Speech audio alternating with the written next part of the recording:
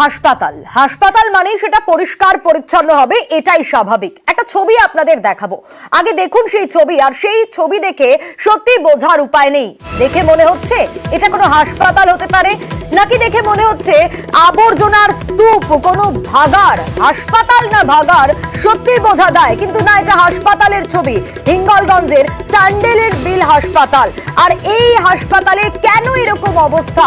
এখানে যে কোনো সুস্থ মানুষও এসে অসুস্থ হয়ে যাবে, আর রোগী তো আরো অসুস্থই হবে।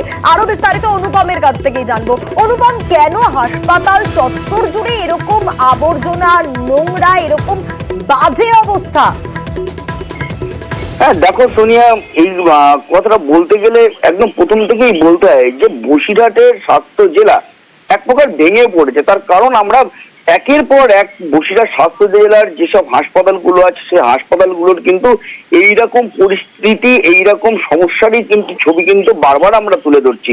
এবং আজকে সেটা হচ্ছে হিঙ্গলগঞ্জের স্যান্ডেলের বিল হাসপাতাল। সেই হাসপাতালের ছবি এটা দেখে কিন্তু মানুষ কিন্তু বুঝতে পারবে না যে এটা হাসপাতাল না এটা ভাগাড়ের ছবি আমরা দেখাচ্ছি। তার কারণ যেখানে সেখানে যত্রতত্র নোংরা আবর্জনার স্তূপ রয়েছে, জল জমে রয়েছে, মানুষ রীতিমতো আতঙ্কিত। এবং যেসব পেশেন্ট যারা এটা একদিন দুদিনের নয়, দীর্ঘদিনের। কতদিন ধরে এরকম অবস্থা? পরিষ্কার কেন করা হয় না? হ্যাঁ দেখো, এই যে পরিস্থিতি, এটা কিন্তু একদিন দুদিনের না, এটা কিন্তু বহু দিনের কিন্তু নোংরা আবর্জনার স্তূপ এখানে হয়ে রয়েছে। এটা কিন্তু একদম পরিষ্কার। এবং এখানে যেসব রোগীর আত্মীয়রা রয়েছে তারা কিন্তু রীতিমতো আতঙ্কিত। তাদের যেটা বক্তব্য যে তারা রুগীকে সুস্থ করতে এসে তারা নিজেরাই না আবার অসুস্থ হয়ে পড়ে মশার কামড়ে।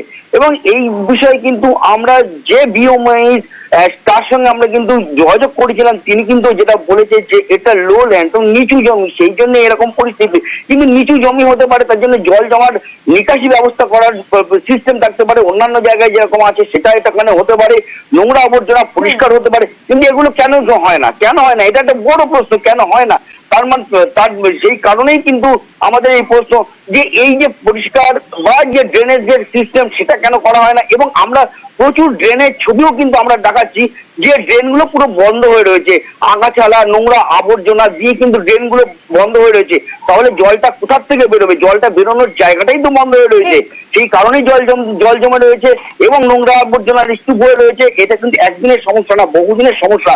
যদিও বিওমএইচ বলেছে যে এটা খুব দ্রুততার সঙ্গে এই সমস্যার সমাধান করবে বলে আমাদের কথা। কত দ্রুত সমস্যার সমাধান হয় সেটাই দেখার। বেশ, জল ময়লা হয়ে আছে, ময়লা জমে আছে, মশা বাস করবে। জলও আছে, পরিষ্কার পরিচ্ছন্ন হলে ভালো লাগে। জল তো চারিদিকে ভর্তি, নোংরা ভর্তি, মশা, ডেঙ্গু, ম্যালেরিয়া সব তো এখান থেকেই হচ্ছে। ভয় তো লাগবে। তো আমরা চাই পরিষ্কার পরিচ্ছন্ন থাকতে। এমনি পরিষ্কার নিয়মিত করা হচ্ছে, অতিরিক্ত বৃষ্টি হচ্ছে সেই জন্য লোল্যান্ড বলে জল জমে রয়েছে। ওগুলো পরিষ্কার করা হয়, এটাই অতিরিক্ত বৃষ্টি হচ্ছে সেই জন্য সমস্যা। বেলঘরিয়ায় ঝুঁকির রেল লাইন পারাপার। গার্ডরেল টপকে কিংবা গার্ডরেলের ফাঁক গলে চলছে রেল লাইন পারাপার। যে কোনো মুহূর্তে দুর্ঘটনার আশঙ্কা, প্রাণের ঝুঁকি। তারপরেও অনেক যাত্রীদের মনেই ভয় নেই, অনেকেরই আবার অভ্যেস হয়ে গিয়েছে।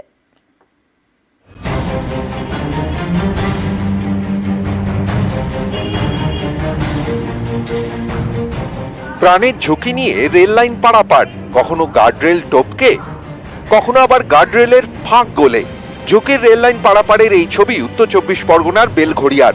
রোজ এভাবেই রেল লাইন পারাপার করেন এখানকার বেশিরভাগ যাত্রী। ঝুঁকি নিয়ে 4 নম্বর প্ল্যাটফর্মের দিক থেকে তারা 2 এবং 3 নম্বর প্ল্যাটফর্মে যান। এ নিয়ে প্রশ্ন করলে অনেকেই মুখ খুলতে নারাজ। কেউ বলছেন পায়ে ব্যথা, কারো হাতে টাইম নেই। দাদা, এভাবে পারাপার করছেন, ভয় লাগছে না? কি করব, পায়ে ব্যথা তো।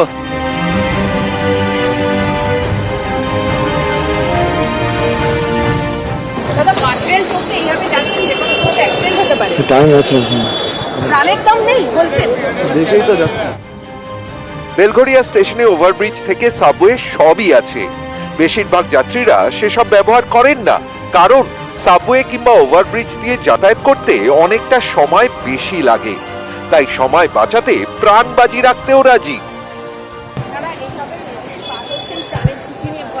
না একটু হয়নি, আমাদের ট্রেন ধরতে হচ্ছে। কোনো সময় অ্যাক্সিডেন্ট হতে পারে, বেলঘড়িয়াতে তো অনেক সময় অ্যাক্সিডেন্ট হয়। বলার কিছু, আমাদের তাড়াতাড়ি যেতে হবে। ট্রেন ধরার তাড়া আছে, প্রাণের ভয় নেই, তাই ঝুঁকি নিয়েই চলছে যাতায়াত। এতেই অনেকে অভ্যস্ত।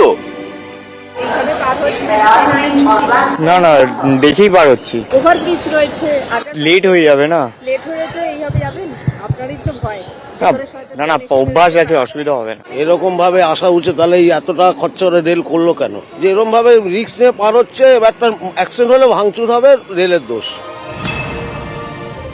না, এটা তো কখনোই আমরা চাই না মানুষ এইভাবে পার হোক। এটা বিপজ্জনক, এটা তার জন্য বিপজ্জনক, ট্রেনে যারা যাত্রী আছে তাদের জন্য বিপজ্জনক। হঠাৎ করে যদি কোনো ট্রেনের ড্রাইভার নোটিস করেন যে তার সামনে কিছু মানুষ হেঁটে রেল পার হচ্ছেন, অথচ সিগন্যাল আছে, সেই সময় যে কি মারাত্মক অ্যাক্সিডেন্ট হবে সেটা আমরা কেউ কল্পনাও করা উচিত নয় বা কল্পনা করতে চাইও না। খুব বিপজ্জনক। আমরা আপনাদের মাধ্যমে সবাইকেই অনুরোধ করব যে দয়া করে এরকম পারাপার করবেন না। আর কবে ফিরবে সচেতনতা? জীবনের ঝুঁকির থেকে কি ট্রেন ধরবার তারা বেশি? প্রশ্ন তুলছেন ওয়াকিবহল মহল।